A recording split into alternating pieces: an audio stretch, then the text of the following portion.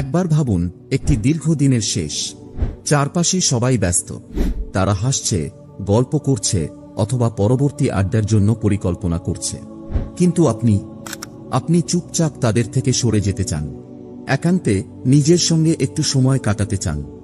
এটা কখনোই মানুষকে অপছন্দ করার জন্য নয়, বরং একা থাকলেই আপনি নিজেকে সবচেয়ে বেশি জীবন্ত মনে করেন, নিজের আসল সত্তাটাকে খুঁজে পান।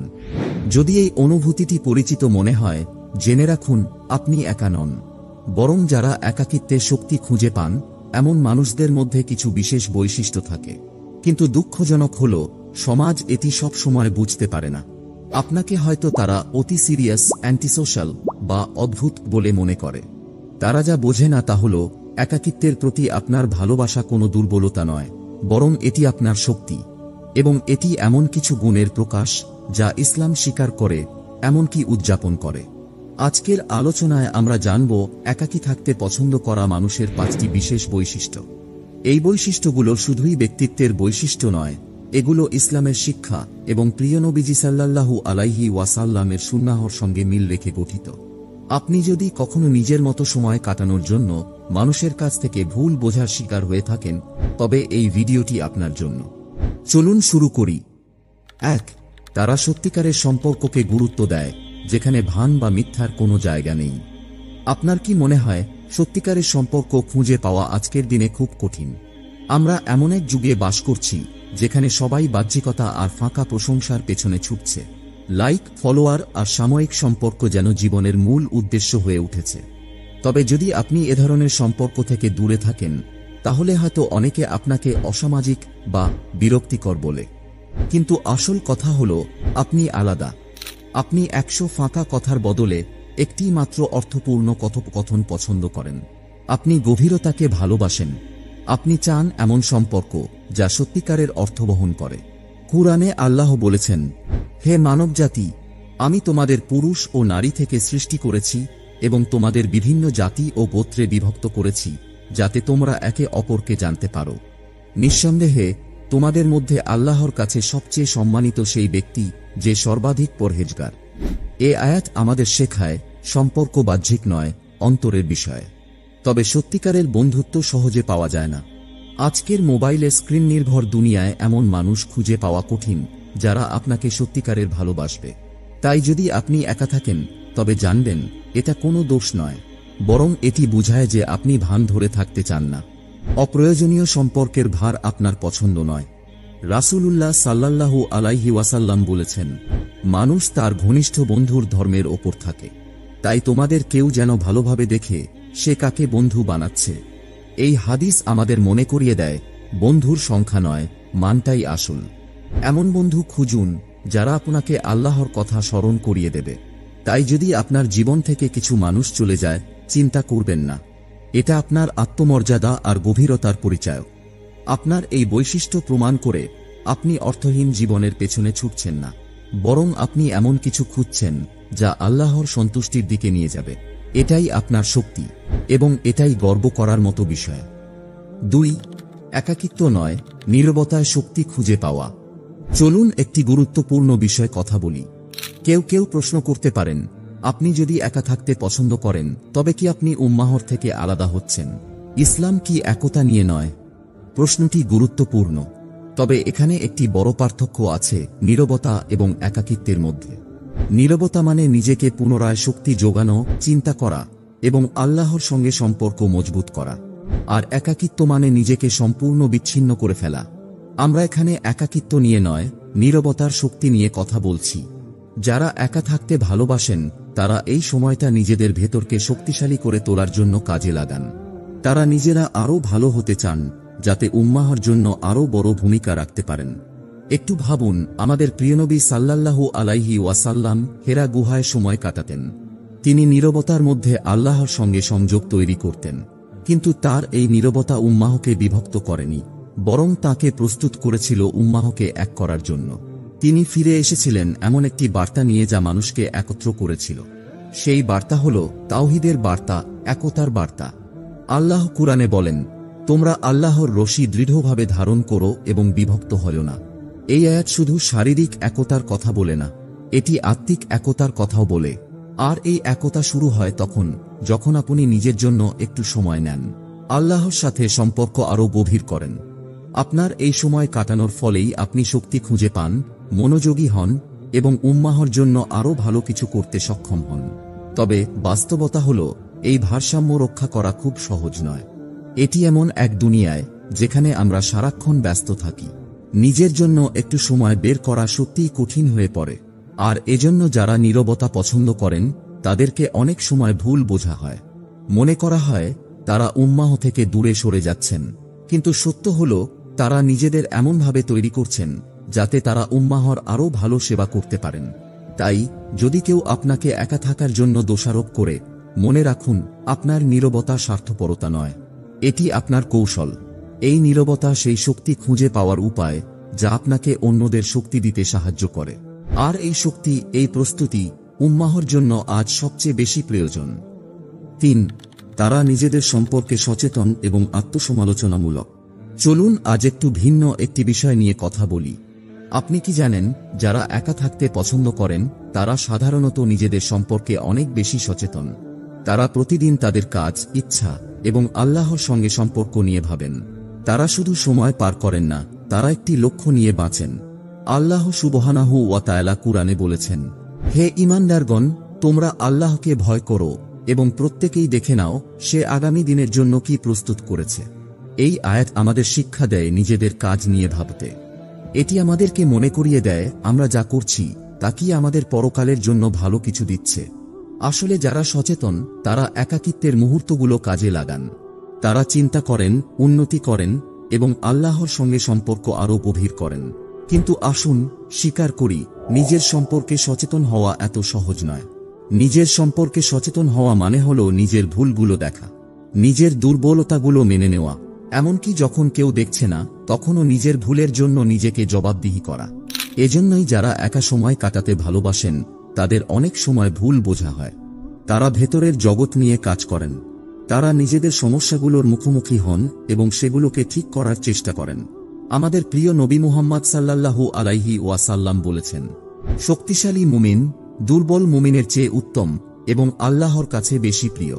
তবে উভয়ের মধ্যেই কল্যাণ রয়েছে। এই হাদিস শুধু শারীরিক শক্তি নয়, বরং মানসিক এবং আত্মিক শক্তির কথাও বলে। নিজের ভুল স্বীকার করা, সেগুলো থেকে শেখা এবং আরও ভালো হওয়ার চেষ্টা, এটাই সত্যিকারের শক্তি।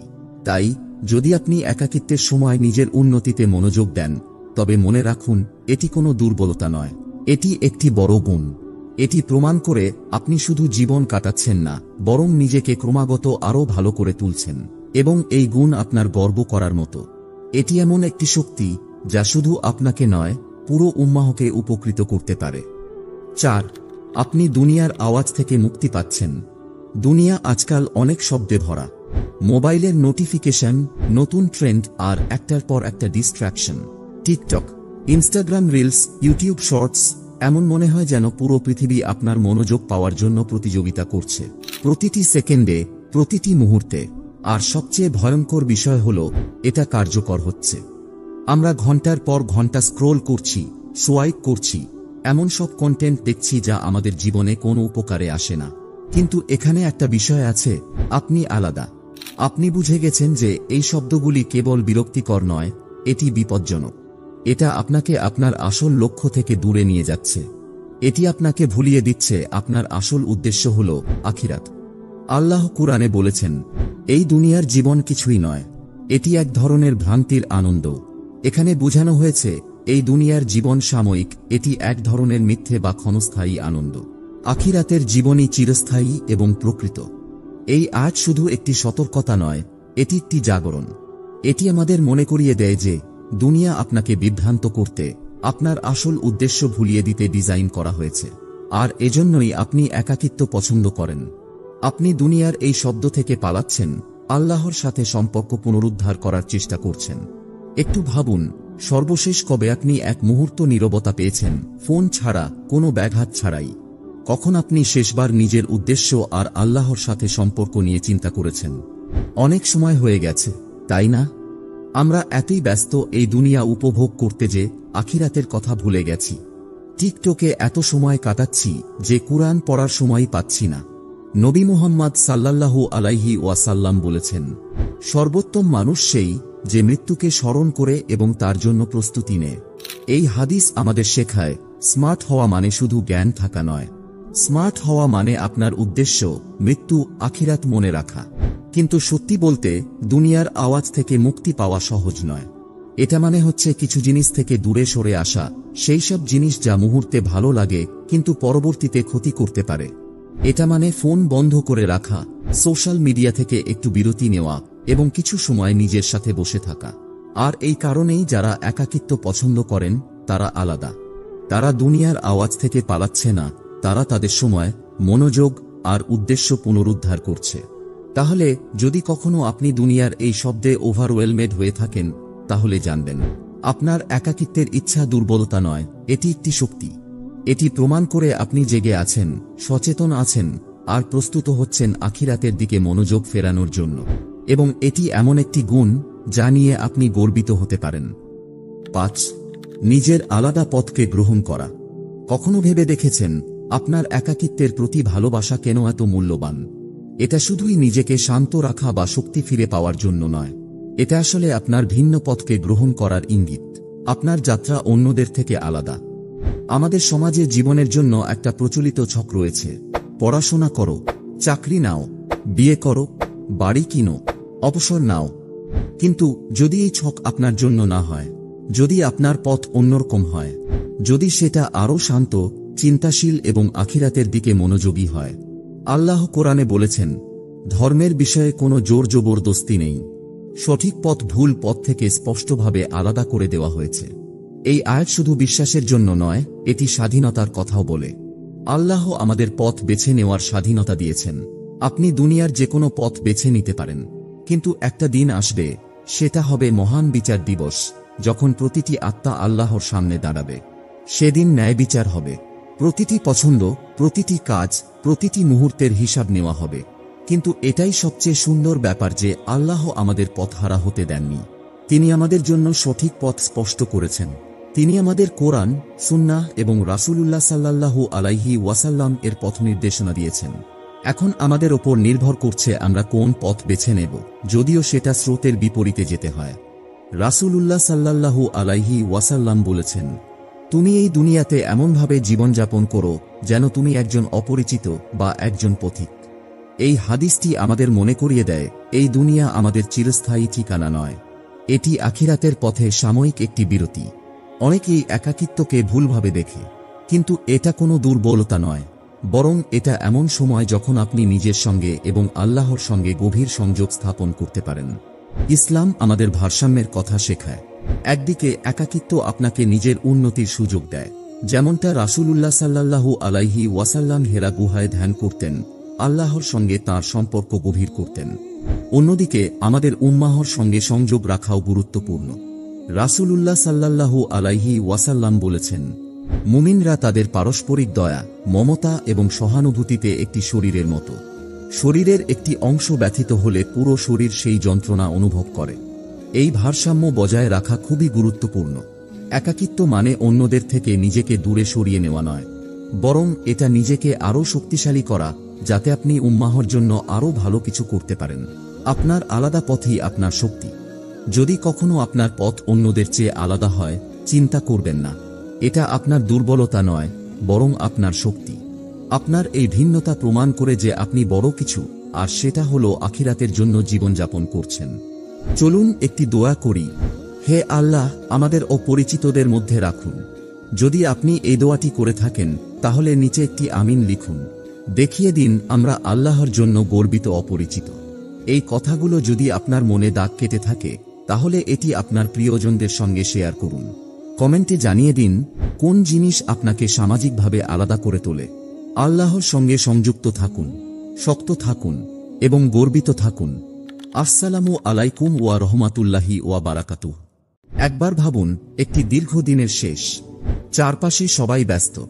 তারা হাসছে, গল্প করছে অথবা পরবর্তী আড্ডার জন্য পরিকল্পনা করছে। কিন্তু আপনি চুপচাপ তাদের থেকে সরে যেতে চান। একান্তে নিজের সঙ্গে একটু সময় কাটাতে চান।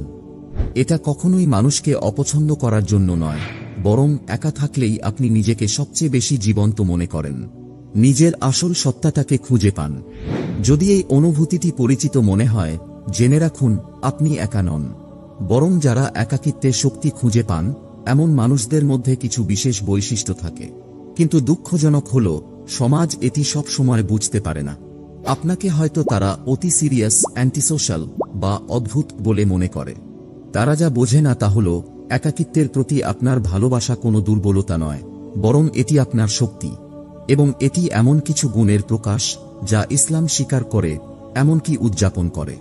আজকের আলোচনায় আমরা জানব একাকী থাকতে পছন্দ করা মানুষের 5টি বিশেষ বৈশিষ্ট্য। এই বৈশিষ্ট্যগুলো শুধুই ব্যক্তিত্বের বৈশিষ্ট্য নয়, এগুলো ইসলামের শিক্ষা এবং প্রিয় নবীজি সাল্লাল্লাহু আলাইহি ওয়াসাল্লামের সুন্নাহর সঙ্গে মিল রেখে গঠিত। আপনি যদি কখনো নিজের মতো সময় কাটানোর জন্য মানুষের কাছ থেকে ভুল বোঝার শিকার হয়ে থাকেন, তবে এই ভিডিওটি আপনার জন্য। চলুন শুরু করি। 1. তারা সত্যিকারের সম্পর্ককে গুরুত্ব দেয়, যেখানে ভান বা মিথ্যার কোনো জায়গা নেই। আপনার কি মনে হয় সত্যিকারের সম্পর্ক খুঁজে পাওয়া আজকের দিনে খুব কঠিন? আমরা এমন এক যুগে বাস করছি যেখানে সবাই বাহ্যিকতা আর ফাঁকা প্রশংসার পেছনে ছুটছে। লাইক, ফলোয়ার আর সাময়িক সম্পর্ক যেন জীবনের মূল উদ্দেশ্য হয়ে উঠেছে। তবে যদি আপনি এ ধরনের সম্পর্ক থেকে দূরে থাকেন, তাহলে হয়তো অনেকে আপনাকে অসামাজিক বা বিরক্তিকর বলে। কিন্তু আসল কথা হল, আপনি আলাদা। আপনি 100 ফাঁকা কথার বদলে একটি মাত্র অর্থপূর্ণ কথোপকথন পছন্দ করেন। আপনি গভীরতাকে ভালোবাসেন। আপনি চান এমন সম্পর্ক যা সত্যিকারের অর্থ বহন করে। কুরআনে আল্লাহ বলেছেন, হে মানবজাতি, আমি তোমাদের পুরুষ ও নারী থেকে সৃষ্টি করেছি এবং তোমাদের বিভিন্ন জাতি ও গোত্রে বিভক্ত করেছি, যাতে তোমরা একে অপরকে জানতে পারো। নিঃসন্দেহে তোমাদের মধ্যে আল্লাহর কাছে সবচেয়ে সম্মানিত সেই ব্যক্তি যে সর্বাধিক পরহেজগার। এ আয়াত আমাদের শেখায়, সম্পর্ক বাহ্যিক নয়, অন্তরের বিষয়। তবে সত্যিকারের বন্ধুত্ব সহজে পাওয়া যায় না। আজকের মোবাইলে স্ক্রিন নির্ভর দুনিয়ায় এমন মানুষ খুঁজে পাওয়া কঠিন, যারা আপনাকে সত্যিকারের ভালোবাসবে। তাই যদি আপনি একা থাকেন, তবে জানবেন এটা কোনো দোষ নয়, বরং এটি বোঝায় যে আপনি ভান ধরে থাকতে চান না। অপ্রয়োজনীয় সম্পর্কের ভার আপনার পছন্দ নয়। রাসূলুল্লাহ সাল্লাল্লাহু আলাইহি ওয়াসাল্লাম বলেছেন, মানুষ তার ঘনিষ্ঠ বন্ধুর ধর্মের ওপর থাকে। তাই তোমাদের কেউ যেন ভালোভাবে দেখে সে কাকে বন্ধু বানাচ্ছে। এই হাদিস আমাদের মনে করিয়ে দেয়, বন্ধুর সংখ্যা নয়, মানটাই আসল। এমন বন্ধু খুঁজুন যারা আপনাকে আল্লাহর কথা স্মরণ করিয়ে দেবে। তাই যদি আপনার জীবন থেকে কিছু মানুষ চলে যায়, চিন্তা করবেন না। এটা আপনার আত্মমর্যাদা আর গভীরতার পরিচায়ক।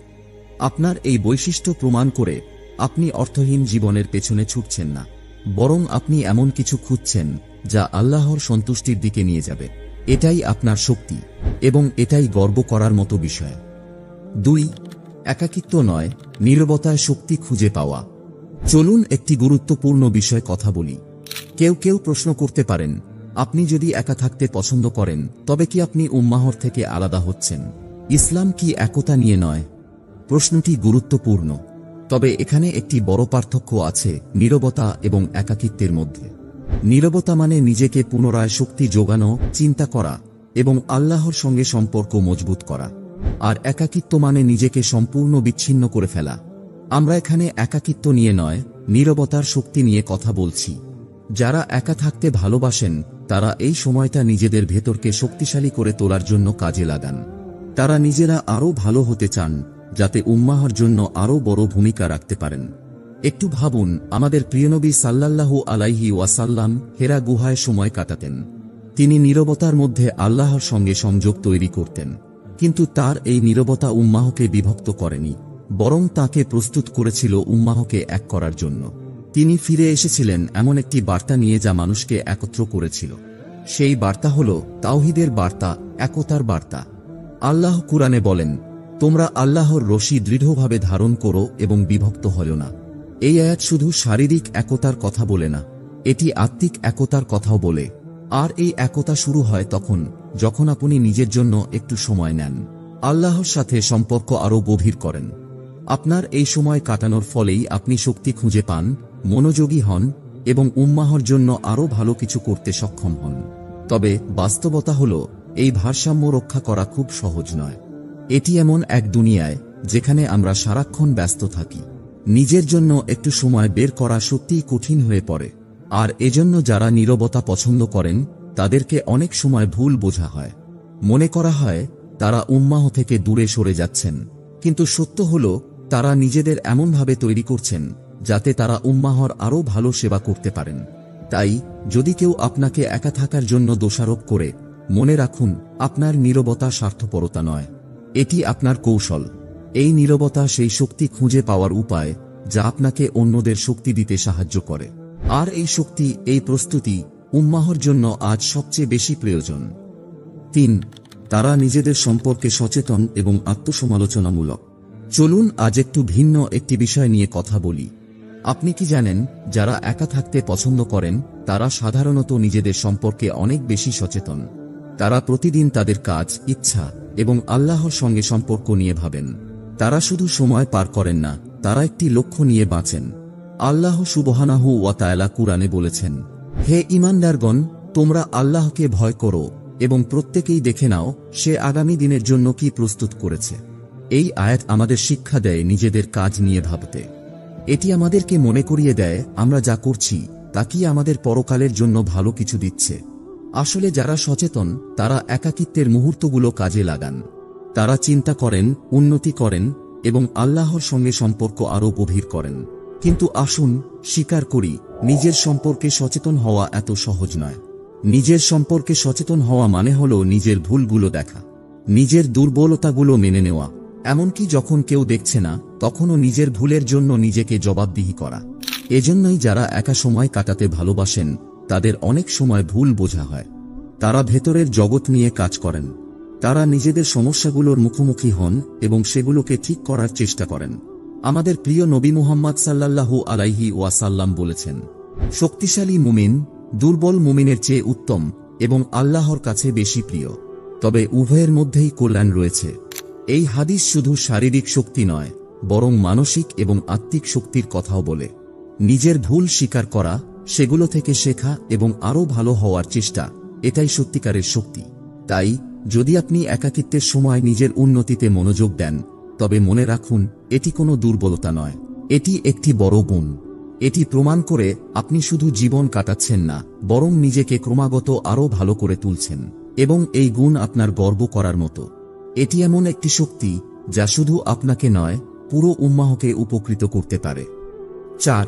আপনি দুনিয়ার আওয়াজ থেকে মুক্তি পাচ্ছেন। দুনিয়া আজকাল অনেক শব্দে ভরা। মোবাইলের নোটিফিকেশন, নতুন ট্রেন্ড আর একটার পর একটা distraction. TikTok, Instagram reels, YouTube shorts, এমন মনে হয় যেন পুরো পৃথিবী আপনার মনোযোগ পাওয়ার জন্য প্রতিযোগিতা করছে, প্রতিটি সেকেন্ডে, প্রতিটি মুহূর্তে।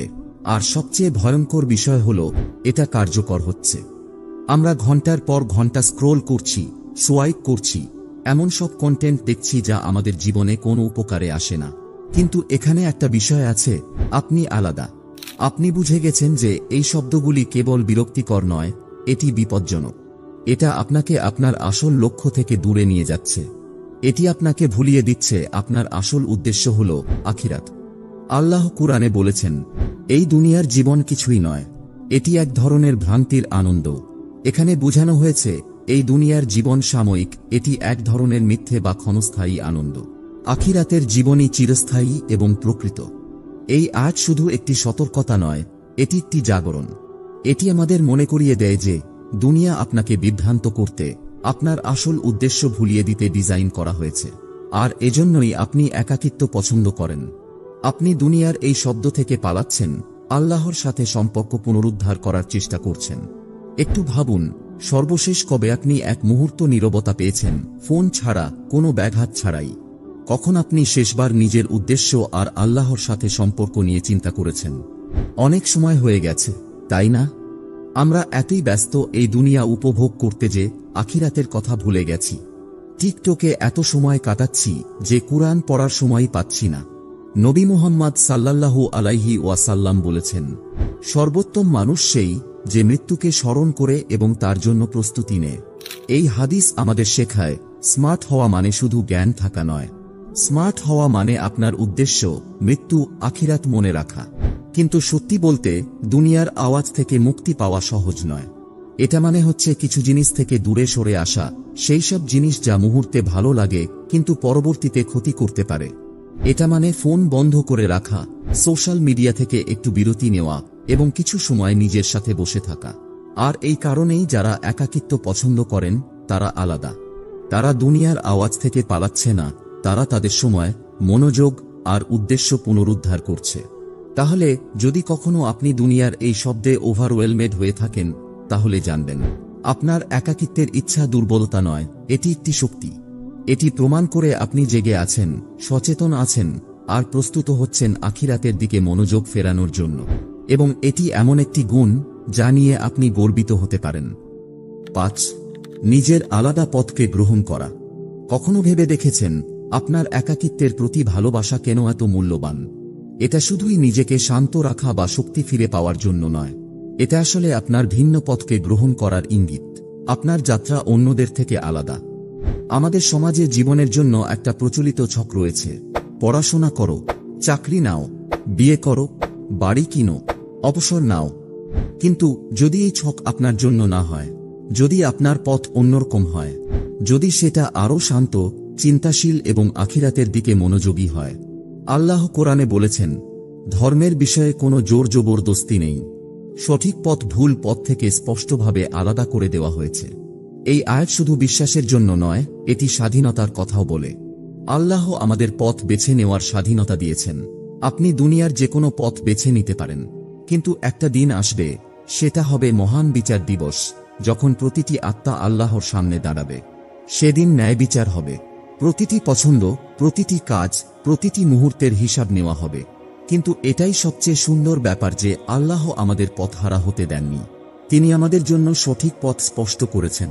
তিনি আমাদের কোরআন, সুন্নাহ এবং রাসূলুল্লাহ সাল্লাল্লাহু আলাইহি ওয়াসাল্লাম এর পথ নির্দেশনা দিয়েছেন। এখন আমাদের ওপর নির্ভর করছে আমরা কোন পথ বেছে নেব, যদিও সেটা স্রোতের বিপরীতে যেতে হয়। রাসূলুল্লাহ সাল্লাল্লাহু আলাইহি ওয়াসাল্লাম বলেছেন, তুমি এই দুনিয়াতে এমনভাবে জীবনযাপন করো যেন তুমি একজন অপরিচিত বা একজন পথিক। এই হাদিসটি আমাদের মনে করিয়ে দেয়, এই দুনিয়া আমাদের চিরস্থায়ী ঠিকানা নয়, এটি আখিরাতের পথে সাময়িক একটি বিরতি। অনেকেই একাকিত্বকে ভুলভাবে দেখে, কিন্তু এটা কোনো দুর্বলতা নয়, বরং এটা এমন সময় যখন আপনি নিজের সঙ্গে এবং আল্লাহর সঙ্গে গভীর সংযোগ স্থাপন করতে পারেন। ইসলাম আমাদের ভারসাম্যের কথা শেখায়।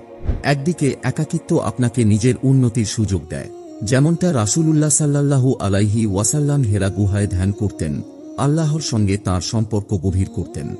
অন্যদিকে আমাদের উম্মাহর সঙ্গে সংযোগ রাখাও গুরুত্বপূর্ণ।